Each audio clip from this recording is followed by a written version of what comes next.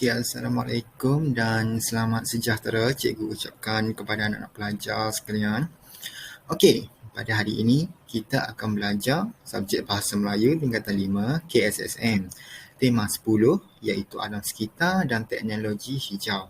Okey, fokus topik kita pada hari ini adalah kuasa daripada alam. So, pembelajaran dan pengajaran kita pada hari ini kita akan menggunakan teknik membaca KWLH. Okey. Kita pergi slide seterusnya. Okay, standard pembelajaran kita pada hari ini 2.2.1 iaitu membaca untuk mengenal pasti persamaan dan perbezaan maklumat daripada bahan dan sumber yang berbeza dengan betul menggunakan pelbagai teknik bacaan. So, teknik bacaan kita dah tahu dah, kita akan menggunakan teknik bacaan KWLH. Okey, objektif kita pada hari ini iaitu membaca, menganalisis dan mencari persamaan serta perbezaan maklumat dalam bahan dengan menggunakan teknik bacaan KWLH. Okey, seterusnya ada pengenalan. Okey, ini merupakan pengenalan kepada teknik yang kita akan gunakan sekejap lagi. Okey, teknik KWLH ini diperkenalkan oleh Donald Ogley pada tahun 1986. Teknik ini ialah kembangan daripada teknik KWL. Pada peringkat permulaan, guru boleh memperkenalkan teknik KWL terlebih dahulu. Teknik ini digunakan untuk menjana pemikiran yang aktif melalui pembacaan secara kritis. Hal ini dilakukan dengan mengaktifkan pengetahuan lalu atau sedia ada untuk mendapatkan pengetahuan baharu. Kemudian, murid boleh membina soalan untuk memenuhi tujuan bacaan serta memantau pemahaman. Okey, seterusnya adalah maksud. Okey, ini merupakan maksud teknik yang kita gunakan, iaitu maksud teknik bacaan KWLH ialah ia merupakan singkatan daripada bahasa Inggeris. K merujuk kepada know, iaitu pengetahuan yang sedia ada. W pula merujuk kepada want, apa yang ingin kita ketahui. L pula merujuk kepada learn, apa yang kita sudah peroleh daripada bacaan kita. Manakala akhir sekali H merujuk kepada how, bagaimana kita hendak merujuk kepada sumber yang lain. Okey. Seterusnya, ini merupakan susunan teknik yang kita akan gunakan sekejap lagi. Yang pertama adalah K. Susunan yang pertama adalah K, know, yang telah ketahui yang pertama. Yang kedua adalah what, apa yang hendak diketahui.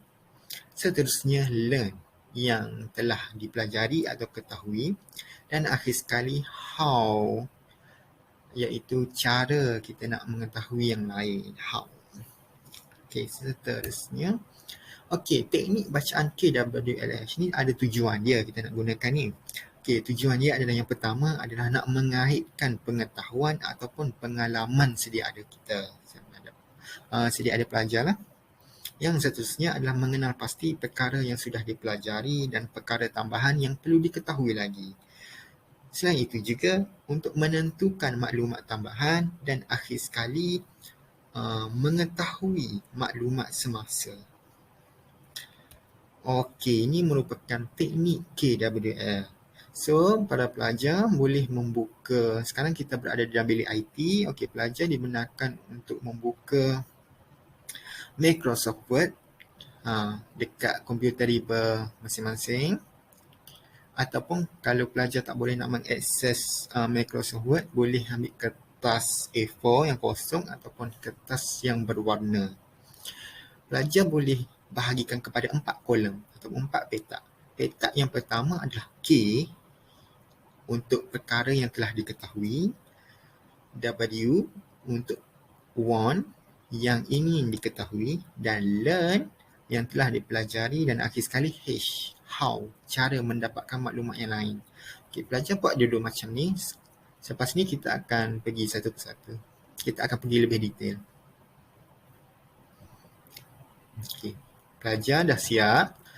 Okey, untuk kolom yang pertama iaitu kolom no, perkara yang telah diketahui. Untuk kolom ini adalah perkara yang telah diketahui tentang tajuk atau bahan dalam petikan. Sekejap lagi cikgu akan bagi bahan dalam petikan.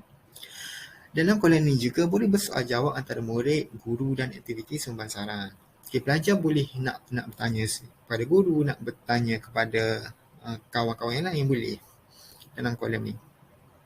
Manakala dalam kolom W1 yang ingin diketahui, perkara yang ingin diketahui dalam petikan. Yang apa yang pelajar nak ketahui tentang maklumat lagi. Okay. Guru boleh bertanya murid mengenai perkara yang ingin diketahui tentang tajuk, manakala murid boleh mencatat soalan-soalan yang berkaitan petikan yang dibaca. Sekejap lagi cikgu akan bagi petikan bahan bacaan. Kotak yang seterusnya adalah Alan yang telah dipelajari. Murid membaca petikan dan mencari jawapan dari soalan-soalan yang dikemukakan. Maksudnya pelajar kemukakan soalan di sini dan di sini adalah hasil daripada pelajar maklumat yang pelajar dapat. Manakala akhir sekali adalah kolom H, cara mendapatkan maklumat yang lain. Jika jawapan dari soalan tadi tidak terdapat dalam petikan, murid-murid dikendaki mencari jawapan atau maklumat tambahan di internet, buku, orang pakar dalam bidang tersebut ataupun kita kata temu bual. Okey, ni pelajar-pelajar minta untuk membuka buku teks tingkatan 5, muka surat 126, tema 10, alam sekitar dan logika, kuasa daripada alam.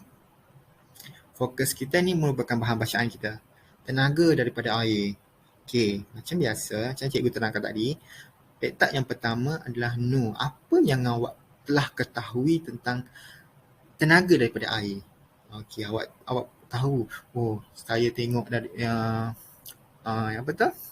Channel daripada orang English kan, channel daripada luar negara yang menyatakan air ombak boleh menghasilkan tenaga elektrik. Awak boleh tulis dekat sini, dekat kolom yang pertama. Air boleh menghasilkan tenaga elektrik. Ataupun awak nak kata air di sungai ni sebenarnya boleh disekat untuk membentuk empangan. Dan daripada empangan tersebut, maka bolehlah menghasilkan tenaga hidroelektrik. Boleh juga awak nak tulis sebegitu. Apa sahaja yang awak telah ketahui tentang tenaga daripada air, ini merupakan kotak yang pertama. Manakala kotak yang kedua, one, apa yang awak nak tahu selain daripada awak yang dah tahu dah, apa maklumat lagi yang awak nak ketahui daripada bahan bacaan, daripada topik ni tersebut. Contohnya awak nak tahu adakah tenaga daripada air ini mencemarkan alam sekitar dan menjejaskan struktur bumi. Okey, soalan yang kedua pula, adakah sumber hidroelektrik ni hanya diperoleh melalui empangan sahaja? Adakah pembinaan empangan ni akan memberi kesan kepada kawasan persekitaran empangan jika empangan rosak dan sebagainya? Ni yang awak nak tahu. Dan petak L ni, awak baca petikan yang cikgu bagi ni dalam buku teks awak, muka surat 126 ni. Awak baca dan awak apply maklumat yang awak baca dalam kotak L. Contohnya, banyak sumber tenaga yang boleh diperbaharui. Salah satunya ialah tenaga hidroelektrik. Okey, boleh diperbaharui. Tenaga hidro ini bersih dan alam sekitar, tidak mencemarkan alam sekitar. Kos yang tinggi untuk membina empangan, itu maklumat seterusnya. Dan maklumat akhir sekali awak dapat memberi kesan kepada penduduk sekitar sekiranya empangan tersebut rosak. Okey, ini merupakan maklumat yang awak dapat hasil daripada bacaan tersebut. So, dalam kotak H adalah yang awak nak tahu lagi, apa yang tidak menjawab. Contohnya ni, adakah sumber hidroelektrik ini hanya diperoleh melalui empangan saja? Ini tidak menjawab soalan awak. So, awak boleh internet, awak boleh Google dalam internet tentang empangan, tentang tenaga hidroelektrik, adakah boleh mendapat melalui empangan saja dan sebagainya. Buku, majalah, akhbar dan temu bual. Awak boleh temu bual cikgu geografi misalnya, yang betul ke empangan sahaja boleh menghasilkan tenaga elektrik dan sebagainya. Okey, kita pergi yang seterusnya. Okey, ni cikgu akan bagi 15 minit supaya pelajar buat Seperti yang sama je kita bincangkan sebentar tadi.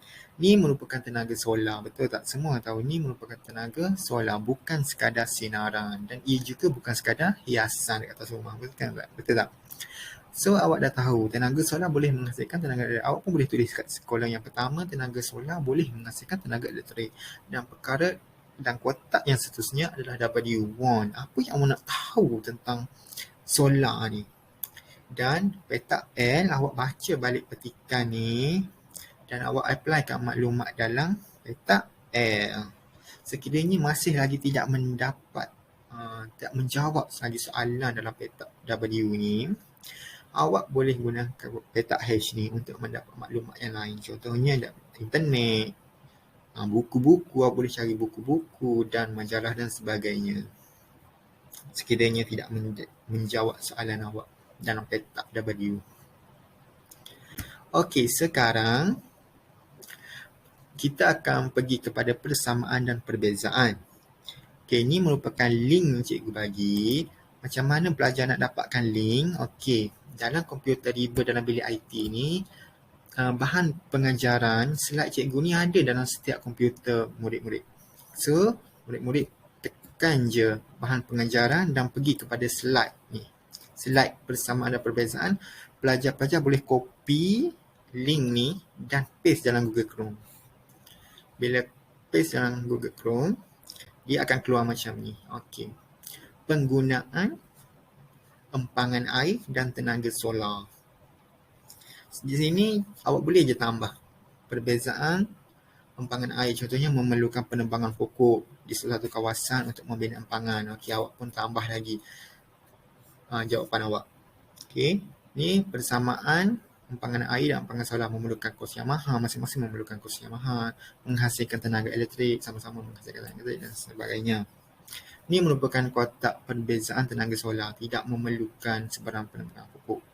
Boleh dipasang di atas rumah dan sebagainya. Awak boleh tambah. Pastikan jawapan penuh. Pastikan semua pelajar jawab. Cikgu nak kita ada 30 orang pelajar, pastikan 30 jawapan ada dalam ni. Okey. Okey, itu saja. Ni merupakan cikgu tinggalkan awak dengan kerja rumah. Okey, kerja rumah ni pokok getah masih berguna. Okey, ni sekarang kita masuk kepada pokok getah lah. Cikgu bagi petikan pokok getah. Iaitu perabot buatan kita, topik perabot buatan kita. Sama je, pelajar boleh apply dalam petak K ni, apa yang pelajar tahu. Petak 1, W ni, apa yang pelajar ingin tahu.